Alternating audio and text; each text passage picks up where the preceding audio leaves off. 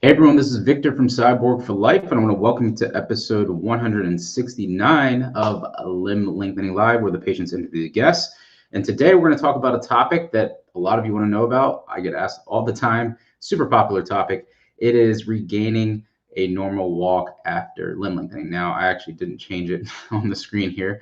I'll change that now, but we're going to talk about it. I just put together a little slideshow here, and then we'll take some live Q&A questions. And if anybody wants to join, I don't think I posted the join link, actually. I'll go ahead and do that. Let me see here, copy link. I'll put in the live Q&A if anybody wants to come on. And then I'll also put it in the YouTube description. Just give me a second. Still catching up on everything. If you don't know, I was away for a sporting event. I compete in natural bodybuilding, as you can see right there. And I got some this new hardware here. The champ is in the house, that's right. I won again, because that's all we do. Your name's Victor and you're a cyborg. All right, so let's see. Live stream, let me put the join link in here. So how's everybody doing? Is Benjamin Mendoza in the chat tonight? My MVP. Join live. All right, save that.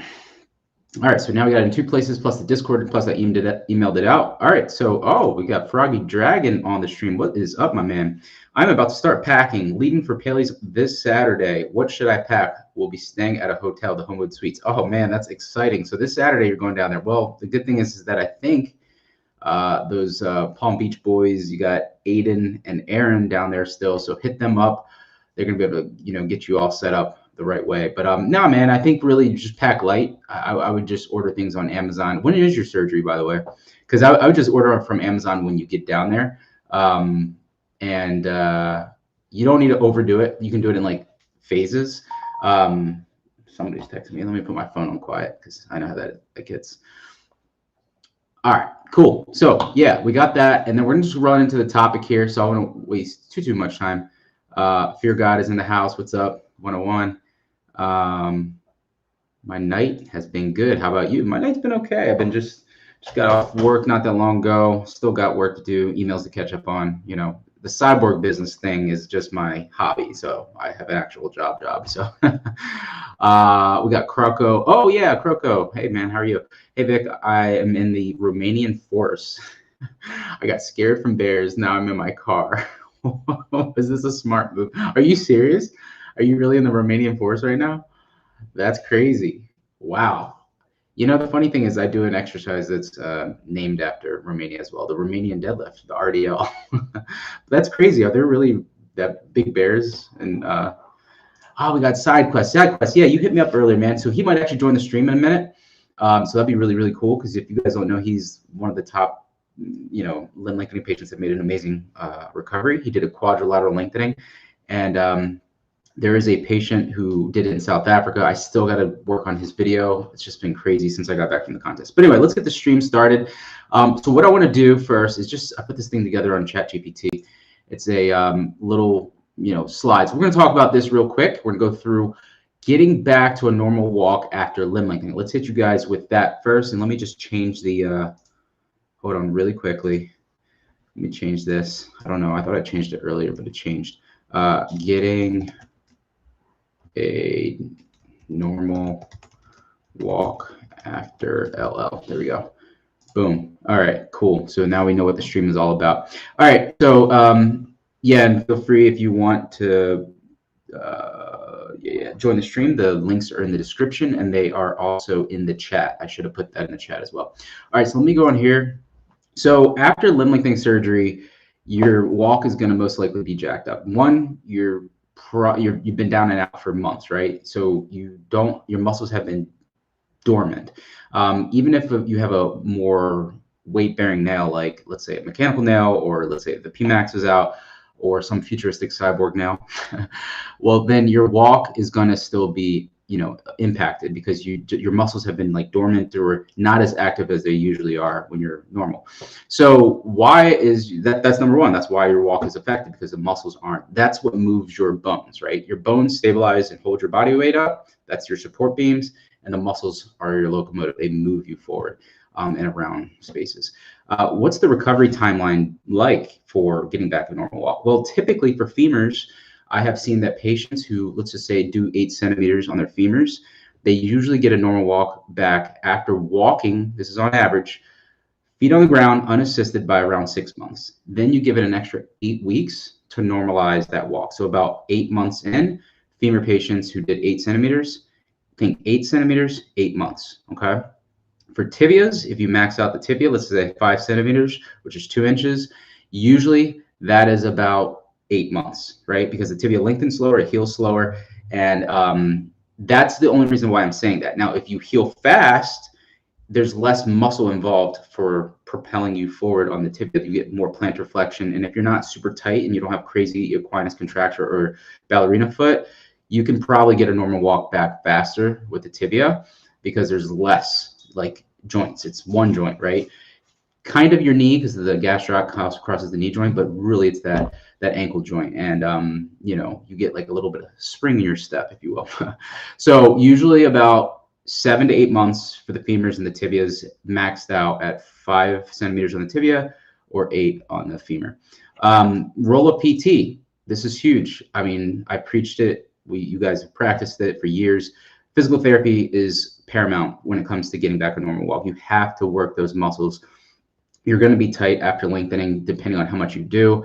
If you do a very conservative amount, like 5 to 6 centimeters, you might get it back way quicker. But a lot of people who go 6.5 centimeters on the femur to like 8 or more, if they do something crazy, they're going to have some lingering stiffness, and that's going to need to be resolved over time, or else you're not going to get your normal walk back. So that is one thing that physical therapy can help out with, and that is something that we are actually trying to fill in the gap within the limb lengthening space right now, me and some other rehab specialists, with our new Limb Lengthening Pro, you know, awesome resource we're going to be creating this fall and into the winter. So stay tuned for that. We'll be talking about that eventually. But anyway, what's some common mistakes that a lot of people make when you get back to a normal walk? Well, actually, this is the overview. What am I even talking about? Let's go. So yeah, I put this in a slide. So I'm just like going through it through my head. So yeah, let's go back. Like, why is walking affected? Like I said, muscle tightness, tendon tightness.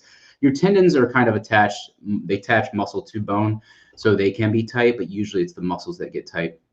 But you do grow new muscle through distraction, histogenesis.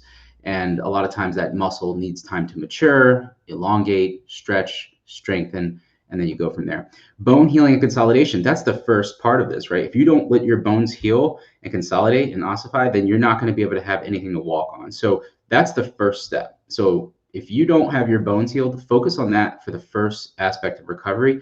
And then you can go into, you know, obviously do your physical therapy along the way, but you're not going to be getting a normal walk back if your bones aren't healed, right? So unless you have a weight bearing now, I've seen people with the Betz bone and stuff. They're like, oh, I have the Betz bone, but like your bone is still broken. So I don't want to walk on some sort of implant, like a mechanical implant, and say that I'm walking normally. No, I feel very ashamed of myself. So you get your actual bone tissue healed, and then along the way, loosen up the muscle, and then you work on these last two aspects, which are balance and coordination, right? So I talked about proprioception. That is huge. Like if you don't know where you are, your body is in space, like how you're moving and stuff, and how you're not very body aware, you need to work on that, okay? And that happens through training. And I've talked about that in my recovery videos. We'll talk about that more, and we'll also have that in our membership when we're going through that. It's super important. A lot of patients just overlook that. And that's one reason why you have the waddle. It's one of the reasons, but it's a major reason. And then finally, the fear of like taking steps. I mean, you haven't walked for months, and then all of a sudden you start saying like, I'm going to walk. It's like a baby, right? You have to retrain yourself. Plus your center of gravity has been jacked up. You are now just 2 to 3 inches taller, depending on how much length you got, or maybe 5 if you did the quadrilateral lengthening, 4 or 5. But the point is that you could be scared. And especially going downstairs, going upstairs much, much, much easier than going downstairs. So I recommend a lot of people to wait to go downstairs until you are clearing the upstairs part easy and you have a normal walk. Like going downstairs is, I was scared to go downstairs, and I had just one tibia done. So, all right, what's the recovery timeline? Like we just talked about this, but yeah, you're going to be on so you're going to kind of graduate from like, whether it's wheelchair and walker to crutches, to a crutch, to a cane. And then it's going to go to like I said, the mid stages, like something like a limp, and you're going to retrain your walk from that point forward. And here's the thing. A lot of people have to understand that the muscles are going to activate as you graduate through these phases. So you're not going to have a perfect walk right away because there's certain muscles. You may, if you have had a weight-bearing nail and you've been doing a crazy amount of rehab, specialized rehab, you could have a much faster return to normal walk than other patients. But I'm talking about the average. But a lot of times why people limp and then they're trying to get back to their normal walk and they're limping is because their body's trying to normalize. It's like, oh my gosh, we've been sitting for so long. The abductors, the glute medius, the glute max. We'll talk about that in a little bit, about why people neglect that. That's one of the biggest pelvic stabilizers you can possibly work on. Your what's it called, the piriformis. That's actually where a lot of the surgeons actually insert the femur nail. So so if they cut through that, there's some scar tissue. You got to get that healed up, get those adhesions taken care of, and then you can kind of proceed from there. Your adductors, a lot of the medial portion of your VMO, like your vastus medialis, that is a knee stabilizer. You have to think about it. If you're doing femur lengthening, there's really two joints involved: your hip and your knee. You need muscle control and muscle range of motion, meaning flexibility throughout those joints. If you don't have that, then your mobility, meaning how you move and get into motion, is going to be severely impacted. All right. And then finally, if you're doing tibias, then it's going to be mostly your ankle, right? It's mostly your ankle. And I can't see you guys, I'm not looking at the screen, but also the knee, because the gastric medius also crosses the knee joint, right? And then the hamstring crosses the knee joint. So you do have, there's a lot of kinetic chain that kind of connects in your posterior chain there. All right, late stage. So normal stride, when does that come back? That usually comes back anywhere from, like I said, 4 to 8 weeks for most patients. Some patients I've seen in 2 to 3 or 2 to 4. Those are the fast trackers. Those are the guys who are not messing around. They're taking PT very seriously. They're doing some stuff that's like advanced. And if you want to do that, stay tuned. We'll have some really good stuff. The timeline, it's going to vary from patient to patient, but usually on average, like I said, if you're maxing out those nails for each given segment, 5 on the tibia, 8 on the femur, it's usually about 6 months to feet on the ground unassisted, and then about 8 months, walking normally. Now that could be a year for some patients, and that could be 5 months for some patients, but I'm saying the average 6 to 8 months, right? So, okay. Role of physical therapy, we talked about this, but like I said earlier, the glutes are your powerhouse muscle. What do you think of what's it called, the triple crown, like those horse races, right? Those horse muscles, the glutes, the horses have the biggest muscle, but they're fast, right? The glutes propel you forward. They stabilize your pelvis.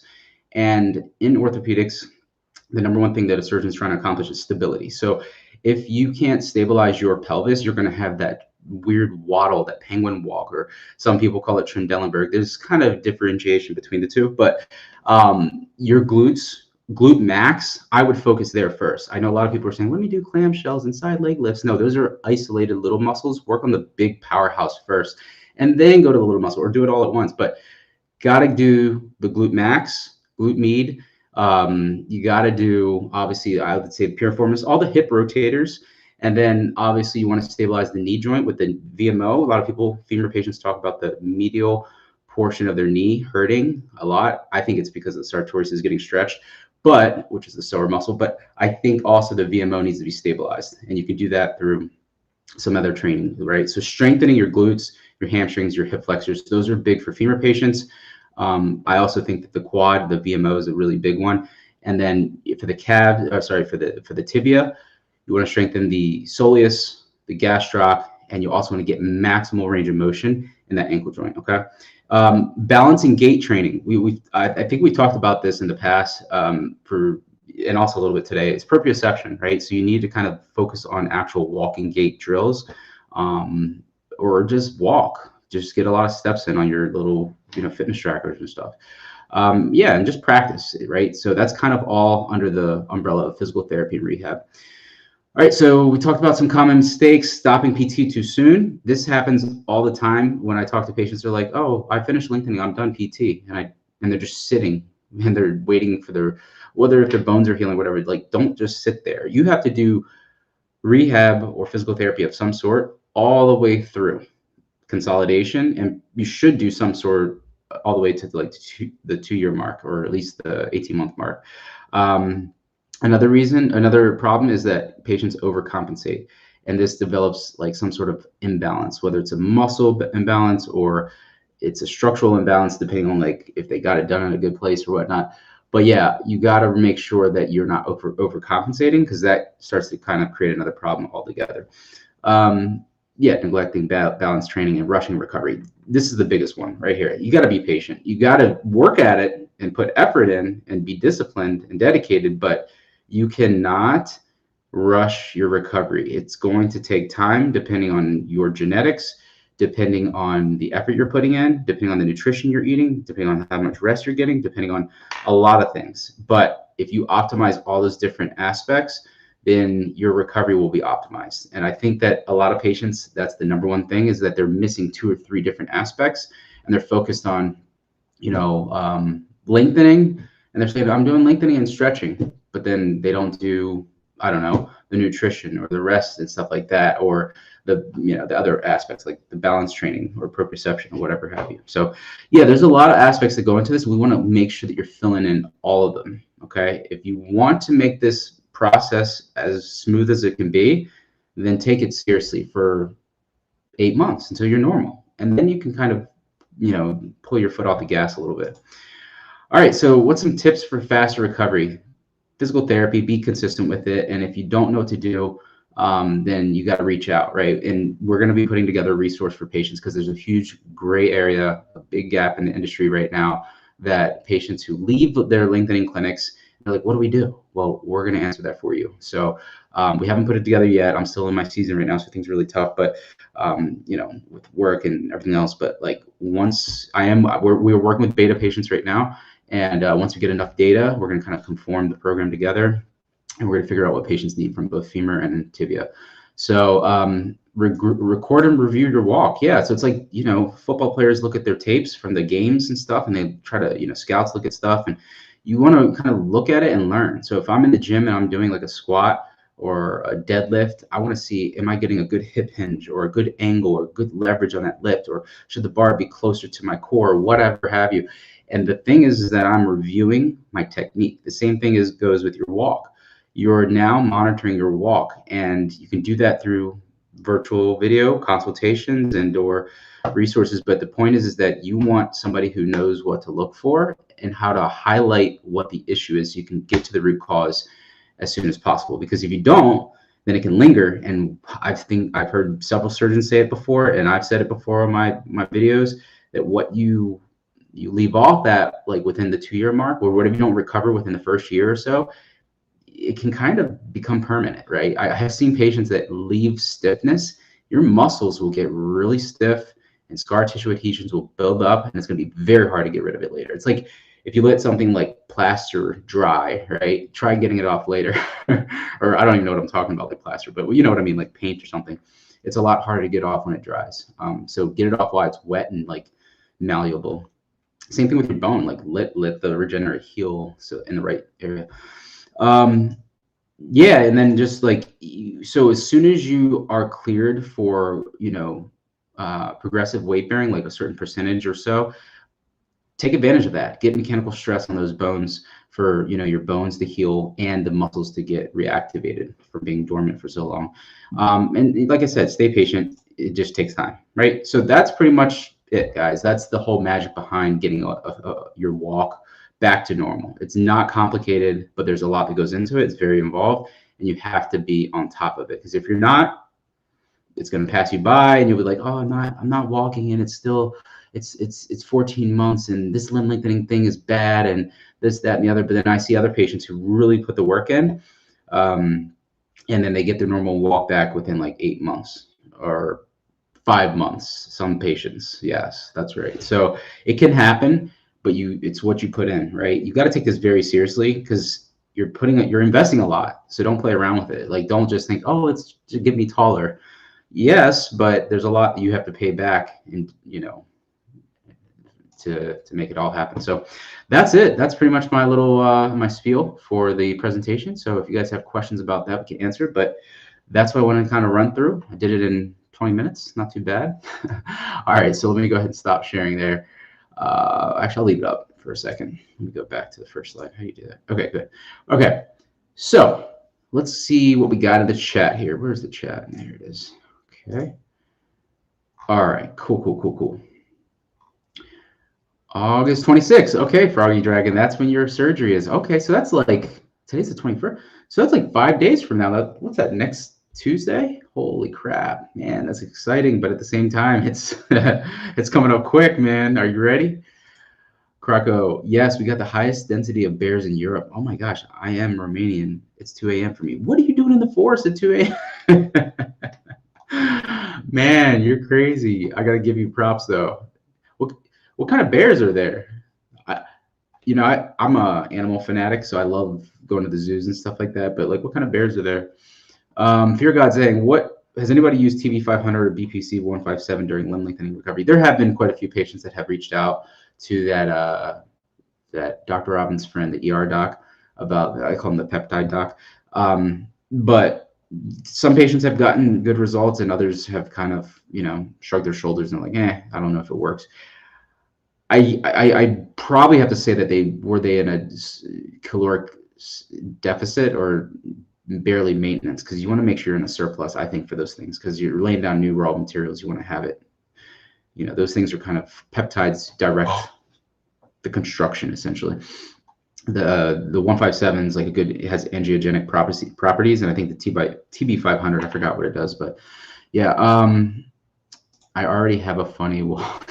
Oh gosh. All right, let's see here. Fear God, I would say get yourself a nurse to help with recovery if needed, to stay consistent every day without giving up. Yeah, that's true. Yeah, for sure. You could do a nurse or something like that. There's my man Ben Mendoza. He's in the house. All right, Mr. Korok. Is that from Zelda? Oh snap! I'm a huge Zelda fan. I haven't played the new one yet. It's like from 2 years ago. I haven't had time, but I do have it. It's just still wrapped up. But I am a huge Zelda fan. But anyway, can you walk normally in a pool during lengthening? Yeah. So the pool therapy and hydrotherapy is huge because it can help you do that while you're lengthening and not the limb lengthening nails. So, is recovery easier for femur only?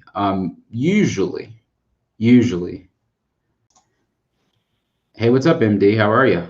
Or Master Consolidator, that's right. How are you? I'm good. How are you? I thought I'm the only one here today. Yeah. No, I was just doing a presentation today.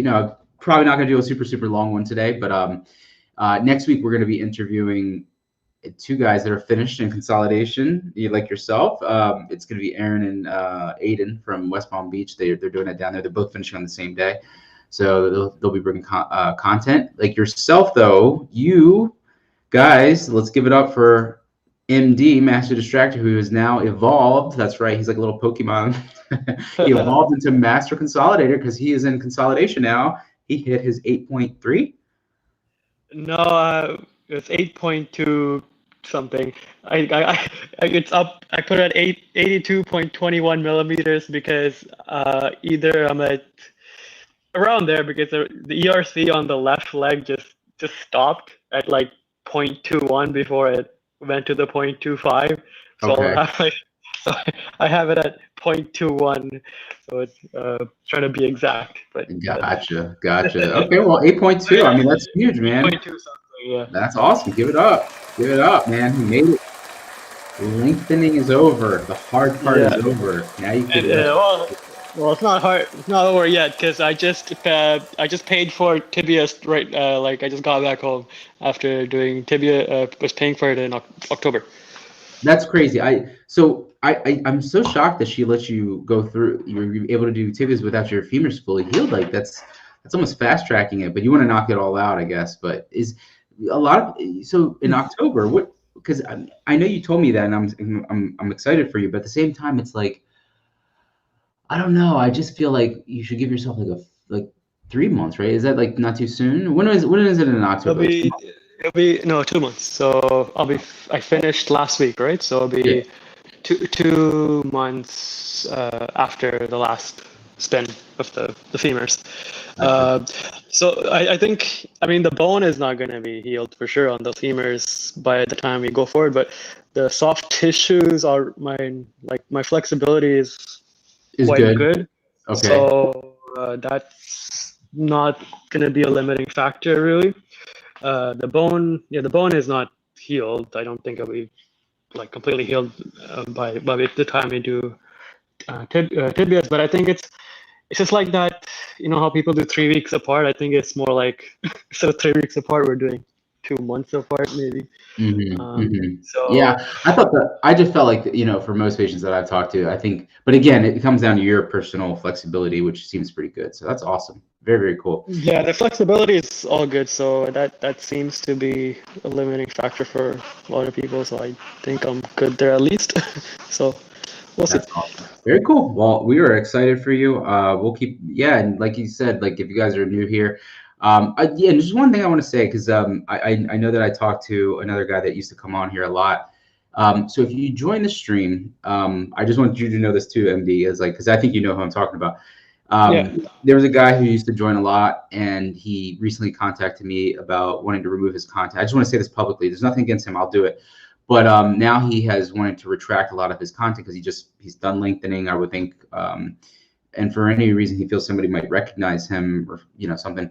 And I have to go back and like kind of clip out all the parts and stuff. And he provided the timestamps in the episodes, which helps me to be able to do that. But it's like, I don't want to create extra projects for myself to go back and remove content. Plus, it's very helpful for patients to have this content because you guys, this is user-generated content. You guys come on, you share your experiences, and it helps other patients. So it's like if I have to go back and clip out like 45 minutes of an episode, then it's just, you know, me saying hi and the episode's dead, right? And it ruins the podcast. So it's like, if you feel like that might be you in the future, then I can recommend voice mod, name changes, or you can just not come on, because it's like, otherwise it does damage the library of content. And I'm really doing this to help patients, right? Because I don't want to like have, this patient came on like, I think like 20 episodes.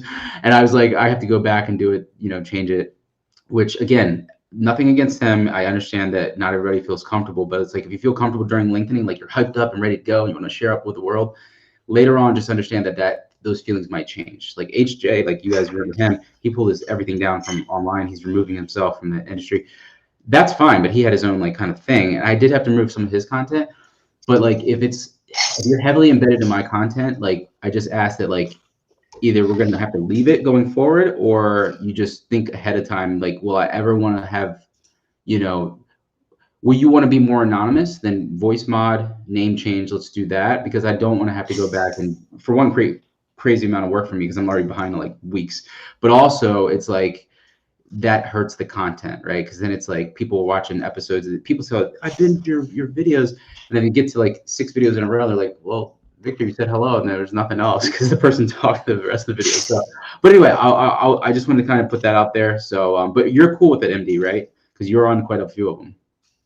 Yeah, I'm like on every single podcast now. I know, that's what I'm saying. Like, so if you, because you know, that's another thing. It's like if you join a lot of podcasts, and I have to go back and clip out like every word you say, and especially if it's your voice. Because I remember Dr. Optimus did that, Fonzo did that, HJ. Like, there's been like at least 10 people who have done that, and it's like over time, over the course of 5 years, so it's not like crazy, but like if that continues to happen, it just gets a little bit harder, makes more work for me. So I just wanted to put that out there. All right, so let's answer some of these questions here. So we have Adnan Wahid, longtime listener, commenting for the first time. I had been planning this surgery for decades and got it done. Femurs about 4 months ago. Wow. It's all your content that convinced me to do it. So now you're blaming me for becoming a cyborg. Well, congratulations. I really appreciate that. No, I'm sure that you're doing fine, though. Hey, we got Natalie on the show. Hey, Natalie. Is she there? Like, I'm not hearing. Her mic isn't working. Or maybe it's this software that doesn't. I think I'm going back to that content thing, Victor. I'm not going to ever ask you to do that because I think, like you said, it's like a moral obligation kind of deal. Yeah, yeah. So I can feel that you're not going to do it. I feel like, but then like, you know, because the person who did it, it's like I would never have expected that, right? And it kind of caught me out of, because he put videos out there and like he was really heavily talking on here, and I was like, I just didn't expect that, but it's okay. I mean, I'll do it. It's just, yeah, but you know, so And it's not that big of the deal because I'm like, what, 23,000 subscribers? Nobody in the world's going to ever find out. And if they did, it's like, you must be very popular online because nobody knows me. So I was like, I'm a nobody. So it's like, unless that person's super popular online through their voice, then, you know, not just that person. I'm just talking about like anybody in general is super popular because he's super cool guy. He provided a lot of content and he helped me out a lot. I'm just saying in general, we don't want to do that because it just it dilutes the content.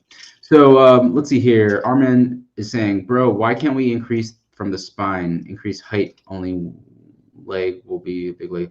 Yeah, because your spine is, you have a big nerve going through your spine, like your spinal cord. Let me see here. Natalie. Yo. Okay, there you are. Okay, it's working now. I was wondering why it wasn't working. I was on a new computer, so. Oh, okay. You got a new one. You ditched your Mac. Yeah. Did you really? Pardon? I thought you ditched your Mac computer. No, I just have 2 Macs now. Oh, okay. Well, dang, she's super popular. I said, well, how have you been? Yeah, I've been. I guess I'm closer to 9.5 weeks post surgery.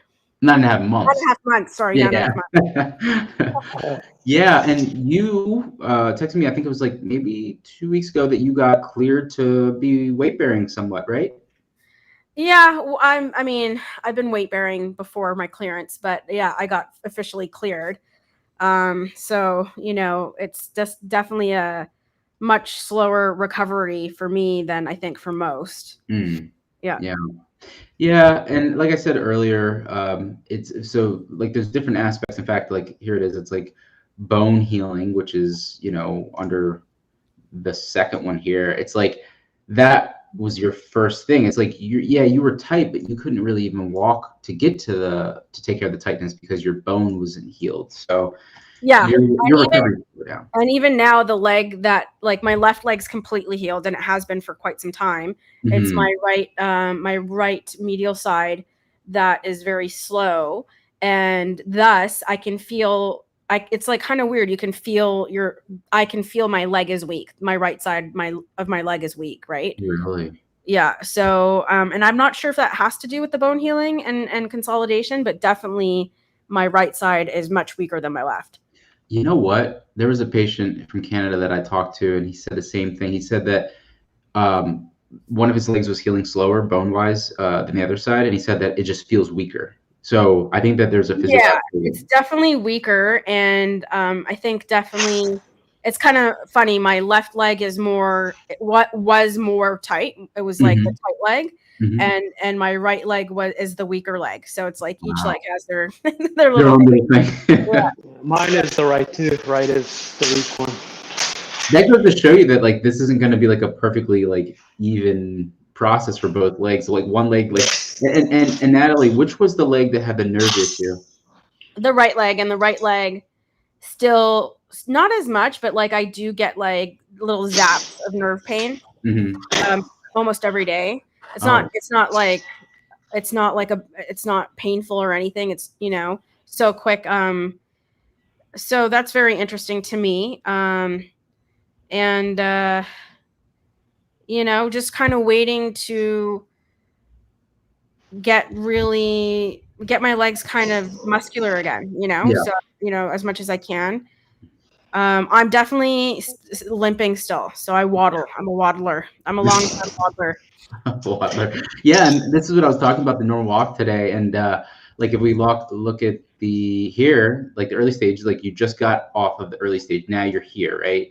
You're in the limp, kind of the mid stage, which is, you know, like you said, retraining the muscles to grow, getting rid of the waddle or the limp, or like it could be a limp or waddle. You just like not a normal walk. Mm-hmm. And then the late stage is going to be here. So that's the one we're working towards. Okay. I definitely notice in the morning my walk is almost perfect, and then throughout the day I go into waddle status.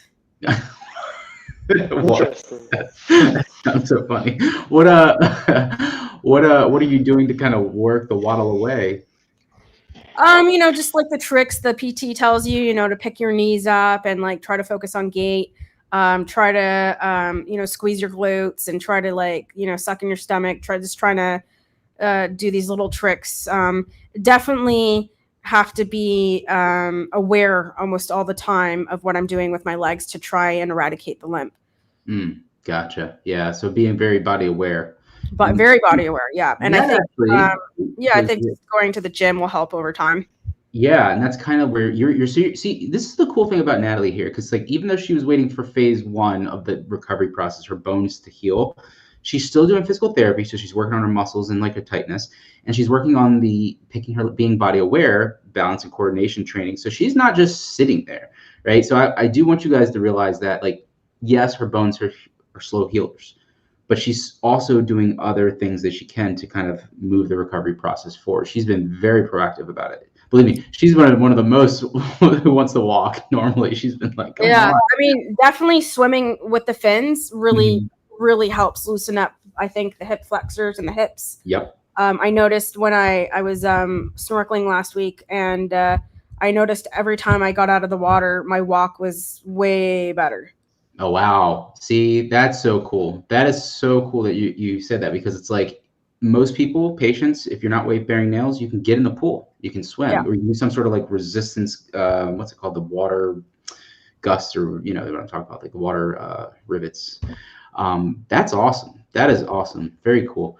All right, guys. So let's see if there's some more questions in here we can answer from the streamers or the chat. So Armand said, I already answered that. Yeah, I miss his content. It was useful to learn walker skills while. Oh, you're talking about HJ. Yeah. He actually gave me a lot of this content. I'm going to be putting it into Limiting Secrets 2.0 when we get that together. It's going to be a consolidated version of the massive overwhelm course that we have out there right now. So, okay. So this one from don't care. I don't care. Is there anywhere you would recommend? I'm just planning on just spending a year outside of the US and might get the surgery done maybe 3 to 4 months in on femurs. Only problem is I'm struggling to travel and sightsee. Okay, so I don't know what you're at. Are you asking where to get the surgery, or are you asking like where to go traveling and sightsee? I'm not sure. If you're asking where to get the surgery, I definitely don't think you'll be sightseeing or traveling. That doesn't make any sense. Like, right? You're not going to be doing that. No way. Maybe from like the opposite of that. Unless you go in a hot air balloon and just sit in the wheelchair. Okay. But yeah, if you want to rephrase your question, I think you're asking like where to go internationally, which there are some clinics in Europe and stuff that I'd say are good, but you got to be careful elsewhere, because some places are, very money fixed. Jan is saying, is there anyone working on reopening the growth plates? You email me a lot. I know you. No. So actually, I think there is some research, not necessarily reopening the growth plates. That's just not a good term, because you're not going to reopen it. It's not like a chest you can reopen because it's fused. Your epiphyseal plates grow into bone. The chondrocytes go into osteocytes. But what I think they're doing is there's some research out there. I'm planning to get to those videos. Believe me, I'm way behind on content. I will try. But it's nothing conclusive. I will say that. It's years off. But researchers are working in the pediatric industry, meaning like the kids, people who still have growth plates that are working, and they're learning. So that's a good thing. So what can we do about, for the adults? Not sure yet. Shoot, I might make myself an adult version of the baby walker. Yeah, exactly. Or get the rollator like Natalie had. Okay, so let's see here. Karak is saying, I'm getting surgery done soon. I've been stretching, but my right leg is much tighter than my left. So Natalie, can you talk about, you did some preparatory work for lengthening. You went to Stretch Zone or Stretch Lab. And honestly, I guess it could be good to be flexible. I did 2 months of Stretch Lab before my surgery, but I think post surgery and where I see myself now, I really don't think it matters. I really think you're no, I think who said that? I think Dr. Paley actually. He did say that. Yeah. I gotta agree with Dr. Paley. I don't think it's gonna be such a big deal, because you're gonna get so tight during your lengthening process. And here I am at 9.5 months. And I really feel that I'm just starting to get my flexibility back, where I can bend down pretty easily and pick things up off the floor. And that was not the case just 8 weeks ago. Wow. And I do think that walking and all the little activities you do throughout the day help stretch it back out. But I think pre-surgery, I really don't think it's such a big deal, because you're going to get so tight anyway. That's just kind of what I feel in my situation. No, I agree with you. I think that prehab is not nearly as important as during and post, right? Like, yeah. I agree with you 100%. I think that it's like an 80-20, right? I think it's prehab is what I say prehab helps with. Number one, getting into a good routine. Like, that's number one. Like, if you're just completely not used to doing stretching and like getting into a routine, like, hey, I got to stretch every day. Number one, it's going to help you get into a good routine.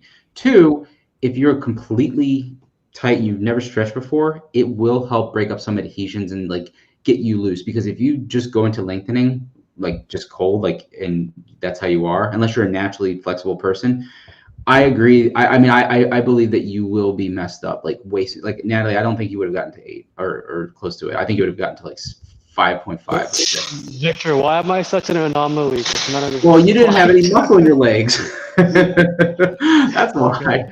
I think I do believe that has something to do with it, because there's a guy that I talked to. He's getting done on the West Coast, and he has a lot of muscle. And I think that like dense muscle, if you're not super flexible, you'll get tighter. And Natalie, you used to have a lot of muscle, and muscle can impact it unless it's like super flexible. But MD, I think you said you lost a lot of weight and you didn't have a lot of muscle, right? No, I just did a lot of, like, I just kept running, right? So I just ran for hours and hours, and I did stretch. I did a lot of prehab, like just following your prehab stuff, and I got some things from the CLC prehab, but yours were more, I think, harder to do, so I did a lot of those. Yeah. And then I did that for at least like 6 to 8 months, and a lot of running, and yeah, and now I don't know, like for me, I think I did more stretching prehab than during the lengthening process. And I don't know, like right now, like bending down and picking something up, I can attempt to do it. It's not I'm like right now literally bending all the way to the floor. Okay. That's crazy. And going back up, like That's I speak to you, because I'm always walking while I speak to you as well, right? So I don't know. Like I'm only afraid to like let go of my walker, because I'm not fully weight bearing yet. But so I don't know what is happening for me, because these, like, the flexibility has really not been an issue for me. So I don't know. I think it could probably just be the lack of muscle, like you said. It could be that, but it could also be like genetically, like everybody's like different, right? And I think that here's what I say: it doesn't hurt to prehab. I think, like I said, Dr. Robbins, come on, prehab can help. Like I said, for routine, helps with reducing pain, and it does help the muscle to get supple and more pliable. Yeah. I do believe that there is actual research on that. So it's like Dr. Paley has said that, but has Dr. Paley gone through this? No. So it's like, number one, it does help, but it's like it's going to help probably 20% before surgery. But during the lengthening, you better be on it. You better be on it, or else you're going to be jacked up. So for sure. I think the other surgeons, a lot of them do prehab. Oh, we got Aiden on here. In fact, I want to ask Aiden this, because I know for a fact that Aiden did stretch slab or stretch zone before surgery, right, Aiden? Yes, sir. Yes, sir. Hey, Vic, can you hear me? Hey, man, how are you, brother? Gotcha. I'm doing good, Victor. How you doing, man? Good, man. So Aiden, just so you know, hear me well?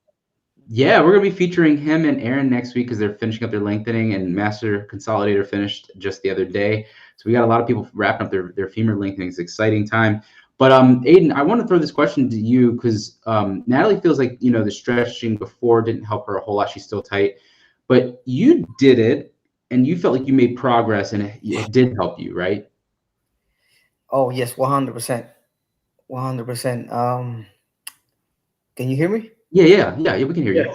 Okay. Yeah, I actually follow her advice, man. I follow Natalie's advice. I went to stretch zone for 10 weeks straight, and I got stretched like a pretzel every day, man.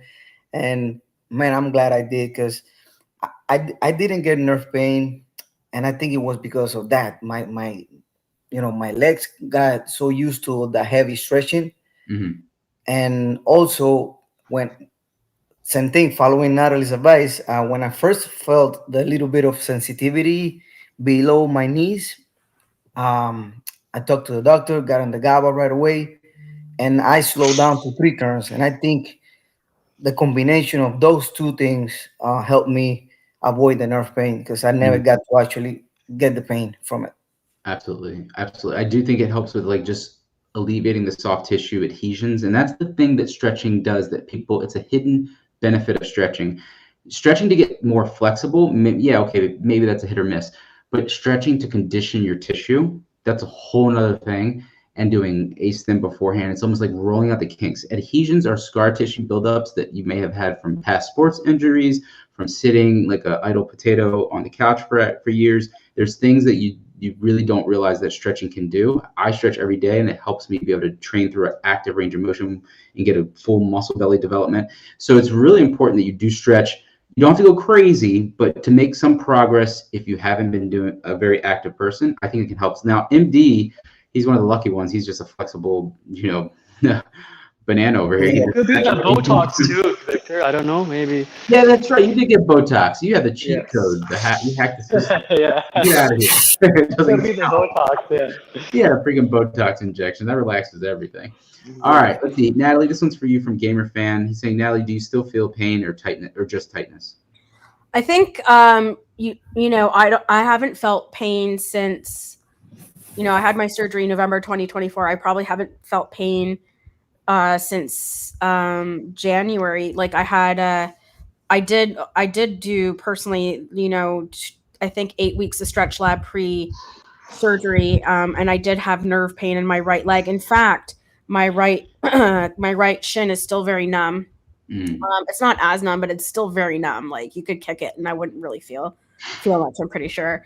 But so I don't think most people, for me, I don't think you can define it as pain. I think the biggest pain points are typically the 12 to 21 days after surgery, and then mitigating and managing the nerve pain.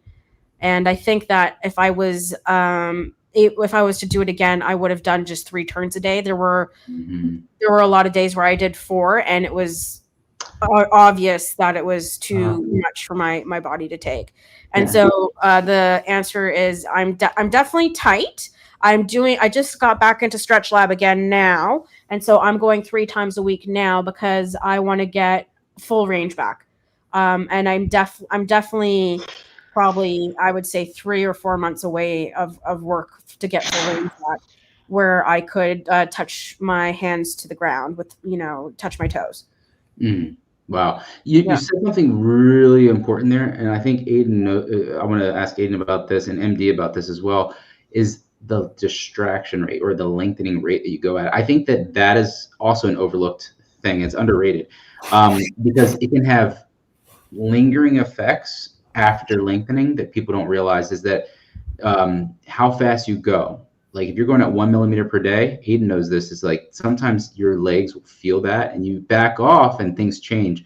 So Aiden, can you talk about that? Like how that helped you when you made that change from about 5.5 centimeters?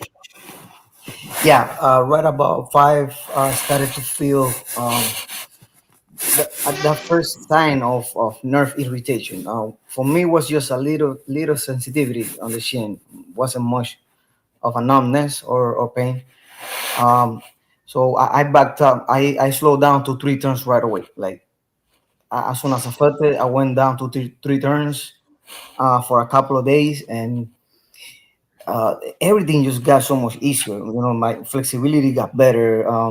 PT was just easy. I was like, this is getting too easy at some point, and then I went back to 4 turns, and then it started to feel bad again, like tightness again, lagging, and so I kind of alternated for a couple of days, 3. Some days I'll do 4, some days 3, and then but when I went back to 4 turns after 5 centimeters, I always felt like there's something about the 4th turn that is not doing it for me. So I was like, I don't have any rush. I can take another week or 2 extra, if no problem. So I just settled at 3 turns, and once I went back to 3 turns for a couple of days straight, it became easy again. So I was like, you know what? I'm gonna write it out 3 turns until the end, and that's what I did, and it's been really good.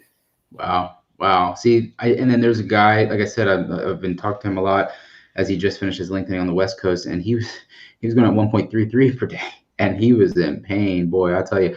But the thing is that he tolerated it well, but like the lengthening rate can really have an impact on that. So I do feel, okay, here we go. If we want to summarize, prehab can help you 20% through your lengthening process. Doing stretching during lengthening, 100%, you're going to have to do it. And then in consolidation, I think that 80% it can help you, right? So that's kind of like the different, the yield of weight that it bears on how effective and how much benefit it'll give you. But it shows you that from the time you make the decision to go through this process, you're going to be dedicating a lot of time to some sort of prehab, rehab, and rebuilding, right? So I think it's really important that you all realize that, because this is an involved process. And we have side quests saying, don't worry about touching your toes after 5 inches. I can't touch them standing. I bet he got quadrilateral done. So side quest, we'll probably do an interview direct, because I think that if you don't have the voice mod, it might mess up on the live stream. So we'll do it on a private podcast for you, because you have a special type thing. So, but anyway, MD, were you about to say something? Yeah, I also went very slow, right? But I think some people really want to somehow go in and out within 90 days exactly. And I don't know if that's realistic, because I saw in the Discord, I know somebody was commenting, wow, 4.5 months for 8 centimeters. I mean, really, I plan to stay here for maybe 3.5 months. And I stopped for 2 weeks, even though I was given an option to maybe just only stop for 1 week. But I mean, I only added maybe three extra weeks, and it's literally been so much easier, right? So I think really slowing down is. Yeah, but I think I feel like Dr. G is really onto something with the Botox, because I think that's helped you tremendously. Because I think if you talk to other patients, 99% of the time they're tighter than you guys up there. So it's but she can get that Botox super cheap with her sister, and so it's the benefit of that. But I think tight, I can feel the tight. I felt the tightness when I'm standing, when I was 4 centimeters around there. Yeah. Well, I was going at 1 millimeter, and then I went to I got slowed down quite early, and then after that I didn't when I stood up, I didn't feel that tightness anymore. Gotcha. And you're going at 0.75, yeah. I went at 0.75, then I went 3 and 2, 3 and 2, and then I completely stopped for 2 weeks, and then I went back to 3 and 2, 3 and 2, and then did the last round at 2. So gotcha. That's another thing I've talked about. I think that's one of my videos. It's called staggered lengthening. It's you can use that technique as well. It can help for both bone healing and muscle, stiffness. All right. Rick, Aaron's doing that. Aaron is yes. 3 and 2, and Aaron's one of those cases. He's my twin, surgery twin. We did the same day. He's not the working out type of guy, And he told me he didn't stretch, he didn't do anything, and he doesn't have any tightness, man. If you see Aaron, he's like MD, just chilling, no tightness. Wow. He can even cross his legs, which he was advised not to do. But he's just chilling, man. And he's almost done, man. He's that's crazy. He's gonna make it 7.5. I think that's another thing. So really, that's good information that you bring up, and what Natalie says. So it's I do feel because we want to really kind of fine tune this lengthening process, and that's what we're doing with hearing every patient's experience. It's how much does the prehab help? Aaron obviously knows physical therapy during lengthening is helping, but the lengthening rate seems to be way more important, yet almost the most overlooked for how tight a patient can get, right? And that's huge, right? Because when other medical device companies start to kind of say, hey, Victor, I want to work with you on a cyborg nail, then I can talk to them and say, hey, let's create new technology in my new nail to have a very slow distraction process, but we don't want that bone to completely consolidate. How can we do that? And if they can figure that out, we've now solved the tightness issue, right? Because you can continuously lengthen over time without getting tight. Because MD said it. He's going 3-2, 3-2. Aiden slowed down to 3, and then you said Aaron did the stagger 3-2, 3-2, or was he doing 4-3, or what was he doing, Aaron? Aiden. We were doing 4 at the beginning, but right out midway after 4, that's when we started to slow down. I went to 3, Aaron went to 3, and then 2 on the weekends. Okay, so he did go down to 2 on the weekends. Yeah, and I believe now he's planning on just riding in to the end at 2. Wow. Just a little bit he got left. Yeah, but here's the thing. I think that there's probably 85%, maybe more, of femur, or just patients in general, especially femur patients, because that's where the bone would heal faster anyway. The tibia, you wouldn't have an issue. Where you'd be like, there's only like 10 to 15%, especially younger patients, who would fear pre-consolidating. So if you can slow down, that can be your saving grace right there, in terms of feeling nerve pain, muscle tightness, and lingering stiffness, I think. And I think we're on to something. So pretty cool. Yeah, there's a guy here, actually, lengthening right now, I believe. Yeah. And he's, Aaron's X-ray, his bone is great, but this guy is even stronger. So he cannot slow down. He has to stay at 4 turns. Yeah. He has to stay at 4 turns. He has to do it 4 turns because he's healing too quickly. And he's going through the nerve pain, and he's having a hard time, but he cannot slow down because. Okay. Let me ask you this, Aiden. Okay. Out of how many patients have you seen a guy like that who's healing too quickly? Is it like 1 out of 10? He's the only one that I see here. He's the only one. See, that shows the ratio of what I was just saying, right? Like 10%. So it's very rare, yeah. It's very rare. And how old is he? Do you know, like in his rough age range? I don't think he's that young though. Okay. I remember talking to Aaron about it. He's in the younger side. He's 24, but this guy I think is a little older. Okay. Actually, yeah. That's the thing. It's like age, genetics probably play a bigger role. So genetics, lengthening rate. So we're really finding these hidden, factors that we really got to pay attention to, because I think when we start to kind of evolve this field of limb lengthening, it's like, okay, now we have really good information of what to tell people. It's like, hey, your lengthening rate matters a lot. Hey, your genetics matter more than your age, And here, speaking of the devil, we got Aaron on the show.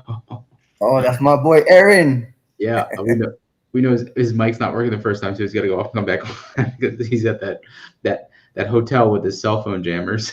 You can go off and come back on, Aaron. I'll kick you back on. I'll bring you back on. Hey, is Natalie there? Is Natalie still there? Yeah. He's still. Did he leave home yet? No, he's still there. Yeah, right? There he is. Trying again. Okay. Hello? Yeah, you're on. Yeah, sorry, I just woke up.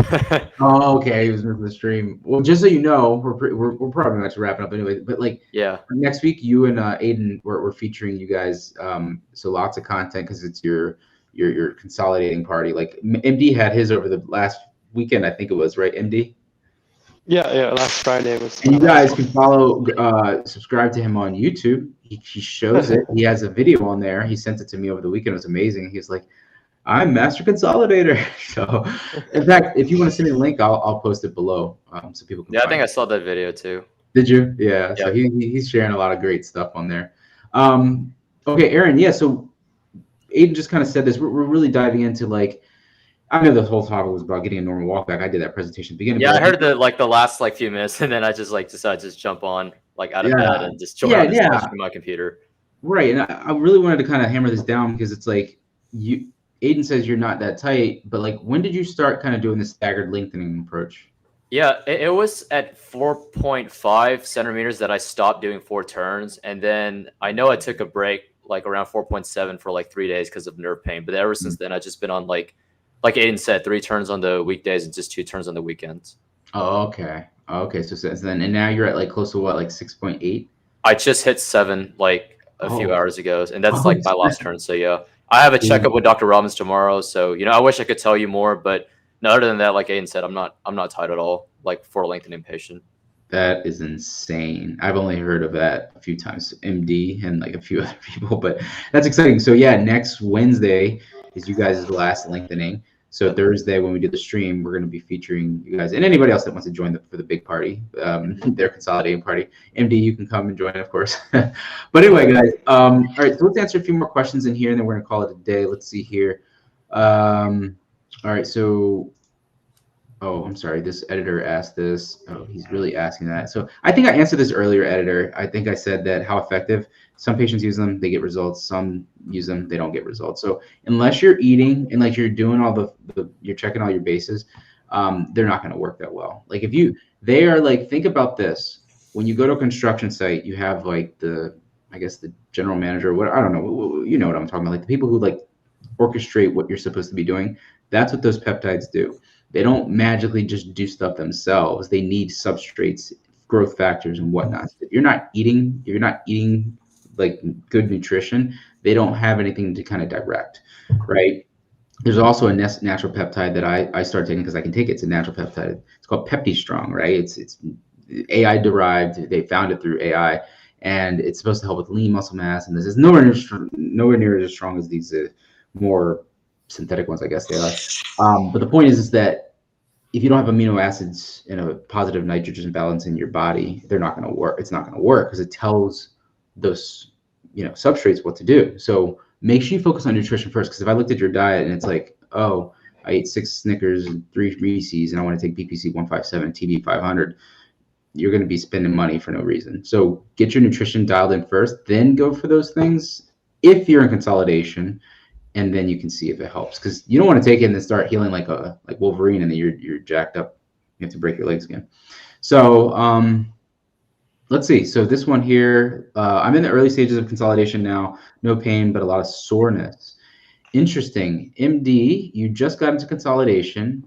And Natalie's been in consolidation. So Natalie, let me ask you this. Did you get pain? I'm sorry, like soreness in the consolidation phase? Oh yeah, I remember talking to my fellow limb lengtheners, and definitely was sore when I got home, and probably 2 to 3 months. Like honestly, like I feel like I'm at 9.5 months now. Maybe like a month ago, and it also is because you start moving and you're using muscles, you're coming out of atrophy. So I do think that when you leave and you start consolidation, I would expect at least 3 months of soreness. I was getting massaged 3 times a week, so I was doing things to try and help, but I do think soreness is a part of it. As you start moving again and growing your muscles again. That's interesting. And MD, you're in the very early stages of consolidation. Have you felt anything like that or not yet? Sorry, what am I feeling? What was the question? Sorry. Are you feeling any soreness? Soreness. I mean, this week I've been really slacking and just being stressed out. So I think I like when I'm trying to stretch, I feel like it's a bit not as flexible as I used to be. Right now I'm going in circles. Like I don't know, I have to like think about it to feel the pain. So I guess not. So I'm not really. I feel maybe on my left leg a tiny bit of soreness. Okay. But I haven't slept much, so that's not really helping.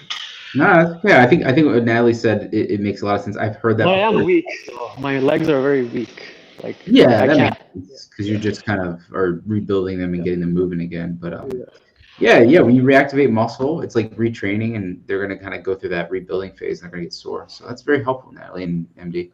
And I think also like your nervous system, after you stop lengthening, it needs some time to calm down. Absolutely. I think that's another overlooked aspect. Your nervous system is haywire, right? Like for this whole process, especially as you start to kind of get back to normal. All right, guys, a couple more questions here, and then we're going to probably call it. Let's see. Andrew H is asking, can you get brain damage due to embolism? Yeah, you can actually. Yeah, if it's a serious PE, pulmonary embolism, it can block blood flow to the brain, could lead to all kinds of damage. Yeah. So got to be careful. Is Bet's bone a good limb lengthening device? It depends on who you ask, right? You ask them, they'll say, yeah, it's the number one thing on the You ask other patients who've had trouble with it, they'll say this piece of garbage. So I think that's kind of where you get with that. Can it weight bear? Yes, but it's a different device entirely than the magnetic precise nail and the fit bone. So there's different devices out there. That's it. Just wait for the cyborg now. I'm just kidding. No. Okay, guys. So let's see. So Natalie is she's at 9.5 months right now. She's working hard at PT. She's using the water to kind of help loosen up her muscles, and she knows that that's helping. But she feels like she's about 3 months from getting back to normal, which is going to put her around the year mark, right, Natalie? Yes, that's true. I was actually just trying to find my X-ray from August 1st. I think I sent it to you. I think it's interesting. Did you send it my text? Yeah, I just think it's interesting to show. Check. Like here, I'm gonna resend it to you. I think it's interesting to show what my situation is. I think most people by now would be fully consolidated. So if you look at that, so this is, if you show people this X-ray, that's me at 9 months. Okay. Post surgery. And I think it's fascinating that my left leg is completely consolidated, and I've got a little bit of a gap here. Let me put this up here. Just download it. And it's annoying. It's annoying, definitely. So I don't know, for people who are watching who are going to go do the surgery, I think it's nice to just understand that people, we say this a lot, everybody has their own journey, but like when doctors say, oh yeah, you'll be walking 3 months after consolidation, like you don't really know that. Right. No, I agree with you. I think that, maybe younger people or people with who are faster healers. And I don't know what makes people, like, I don't know why I'm so slow. And I find it fascinating. Yeah, hold on. I'm going to get this photo. It's like it's not trying to let me download it for some reason. Let me see. Hold on. I'm going to get it, and I'm going to save duplicate. Okay, I just got to share it to my Mac because apparently Mac's acting weird. But yeah, I think, and then you're not doing bone stimulator anymore? No, I mean, I think that I'm not sure about the bone stimulator, but I just think, even now I talk to people who are, in the process, and they say, oh, I'm going to be, the doctor told me I'll be walking in 3 months after consolidation. And I don't think that's, I would hope that for everybody, but like, I just don't think that's going to be the case for everybody. I think think that it's a 6-month process is not the way to think about it. Right. I think that you can say on average, right? Because then, if you take 1,000 patients and, like, let's just say I talked to 100 of them. Yeah. On average, 50% of them who do this amount of length would have done that. But like, there's outliers, right? And like, it's any type of like, Did you say 50%? 50% or more. 50% or more. I mean, still, like, that's I guess what I'm trying to communicate is to not set that expectation for yourself, because I had set that expectation for myself. Oh, I'll be right. But 6 months,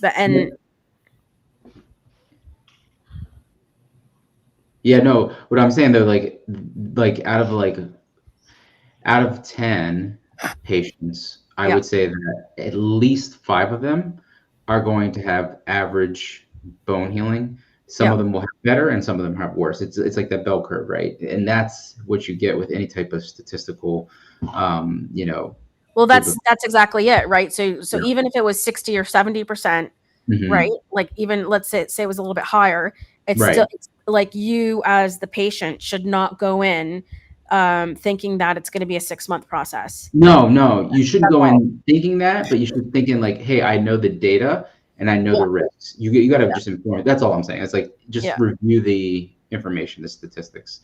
It's like, if you're okay with that and know that you might be below average, then you have to take the risk. And if you might say, hey, I don't know, because you don't know until your body heals, right? No. I would actually advise people to think of it as a 6 to 12 month process. I agree. So like, what I do and everything that I do, it's like, I always say, like, expect the worst, hope for the best, right? So it's like, if you expect the worst, like, it's going to be a 12-month process, but you hope that you get through it faster. Like, why not, right? Like, everybody hopes in 4 months you're walking, but if you're expecting the worst, it's like, you're not going to be disappointed, right? So I agree with you there. Absolutely. Yeah. But and like, so we'll probably see he will probably see this gap close closer to 12 months, I think. Yeah, I think so. It's one of the slow healers for sure. And it's so weird because it's like, it's on the inner side, which usually you see the lateral side be a little bit more faint in some patients. Again, this is just a weird anomaly because she doesn't have any type of, she's eating well. But you know what's nice is that I'm walking. I'm doing squats with the TRX. Okay. I'm doing a leg press. Mm-hmm. So you're active. Yeah, I'm active, and I'm lucky that first of all that I'm a woman and I'm not a heavier guy. So what we're looking at is the bone being able to support those activities with the nail without full consolidation. Absolutely. I agree with you. I think she can move around. She's mobile. It's not perfect, but she's at least able to do something. Like a lot of patients who, let's say they're 210 pounds, they're in the wheelchair straight up, right? They're not going nowhere.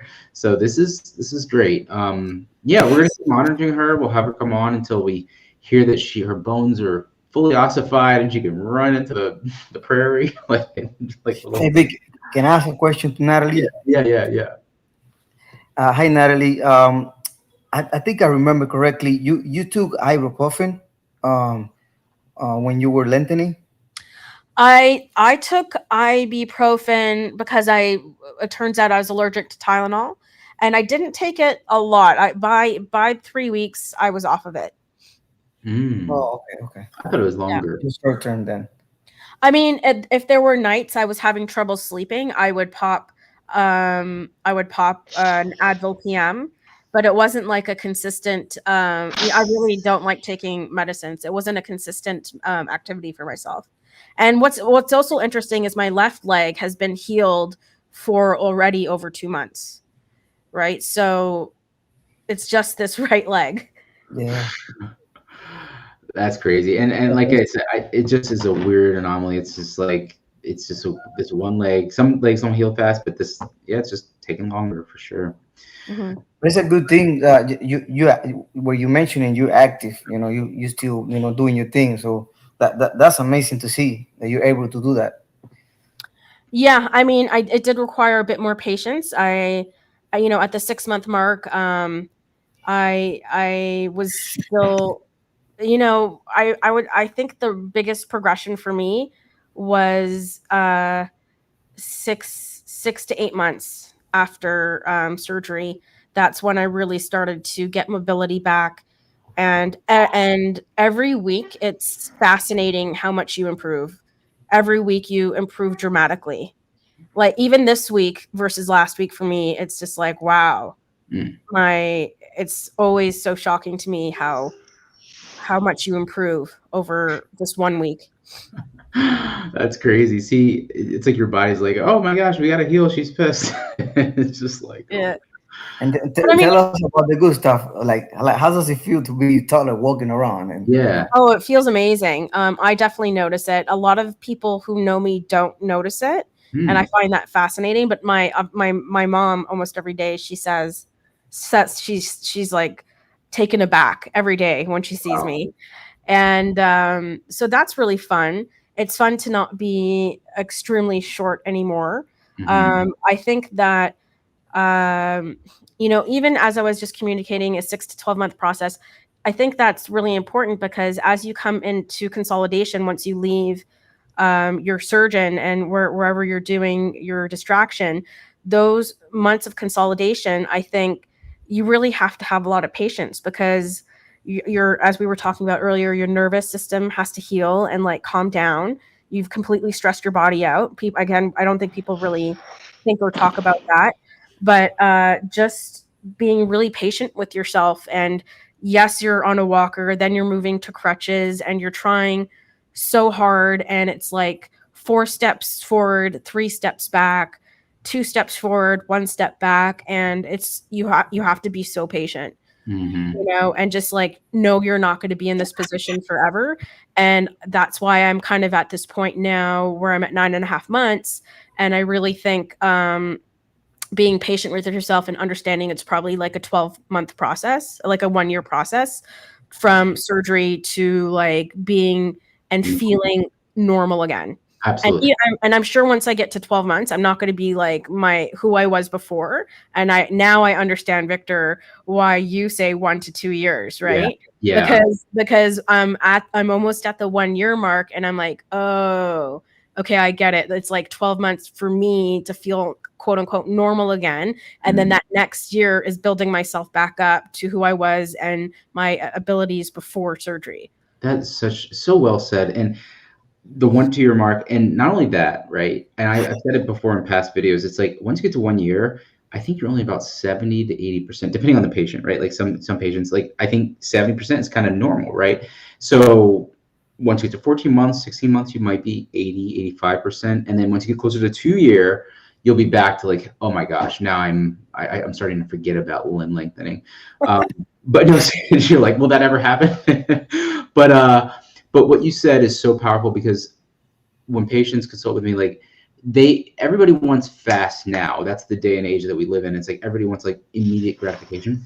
But if you can just this is not the process. This is not like an immediate process. Think about it. You have to lengthen over time. So if you can kind of expect like, hey, it may happen sooner, but if I can just expect that I'm taking a year out of my life, I call it the year sabbatical. Just take a year out and until you get back to normal. And if you can expect that in a year's time, you'll be back to normal, that's a pretty good expectation. So that you'll be able to walk normally, do things normally, and everything else. Now, it may happen way faster, right? If you're a fast healer, but anyway, I don't want to go on a tangent.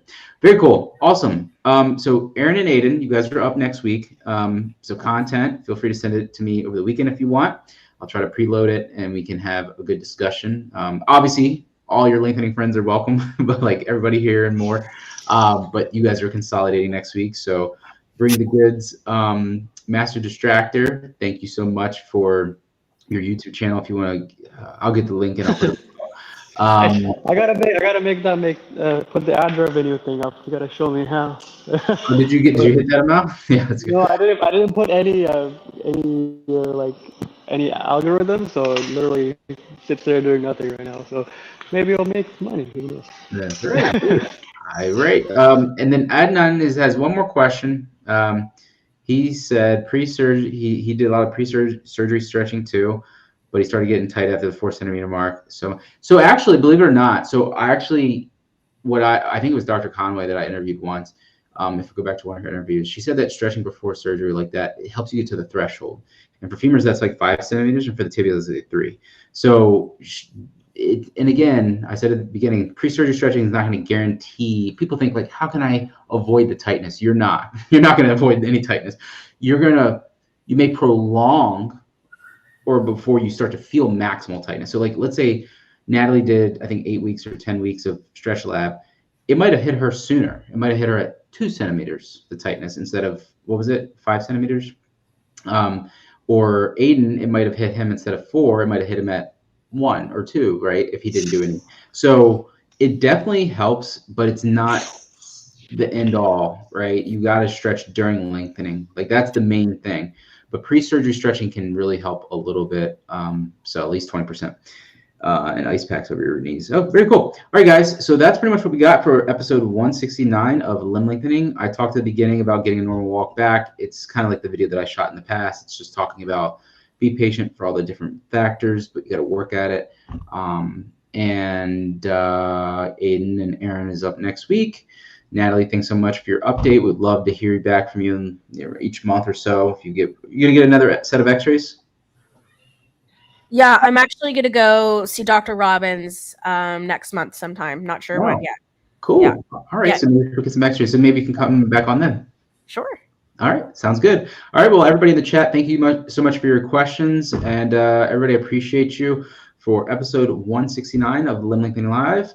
All these amazing patients. This is Victor from Cyborg for Life signing out. We'll see you guys next week. Peace. Thank you. Bye.